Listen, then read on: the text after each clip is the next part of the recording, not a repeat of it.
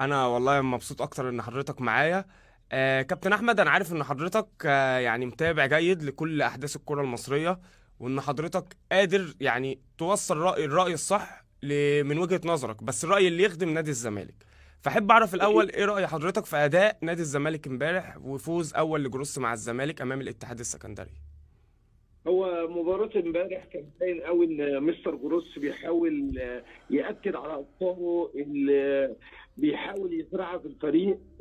ابرزها ومن اكتر الحاجات اللي بتميز مستر جروس من الولايه حتى الاولى حته الكثافه الهجوميه وفي في الثلث الاخير. يعني دايما كنا من الولايه الاولى، وكان حتى دي من ضمن الاسباب الرئيسيه لمشاركه قدامى في دايما مع مستر جروس، حته التكمله دايما في الجزء الاخير، وحته ان الاجنحه تخش كان هادي معاك فيه اللي هي عايز تعمل كثافه في منطقه الجزاء.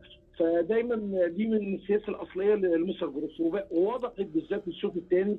يعني يمكن طابع الزمالك اختلف فنيا شويه مع مستر جروس عن مستر جوميز.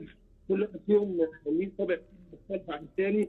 مستر جوميز كان بيميل اكثر للتحضير وتدرج من الخطوط ومرات داخليه في العمق، على اه. عكس مثلا جروس اللي بيميل على فتح الكره الاطراف على احد الاجناب، والاعتماد على الكره العرضيه والكثافه في مواجهه الكره العرضيه دي ما بين رقم 10. عشان كده بعد ما كنت بشوف كابتن عبد الله السعيد بيلعب بس رقم 8 مع مستر جروس، وكان بيدير الكره من تحت، لا هو صح. فضل مع مستر دلوقتي مستر جروس جوميز. يلعب رقم 10 عشان صح. حته التكمله، وان كابتن عبد الله من ضمن الناس اللي بتكمل كويس جدا في ال 18 ورا الكوره، وعنده كل شايف ان هو ليه دور مهم في التكمله وراء الهجمه. عشان كده بقينا نشوفه في مركز رقم 10 اللي ما كانش بس بيحدثه كده، كان بيبطل انه يكون بتدوير الكوره من تحت.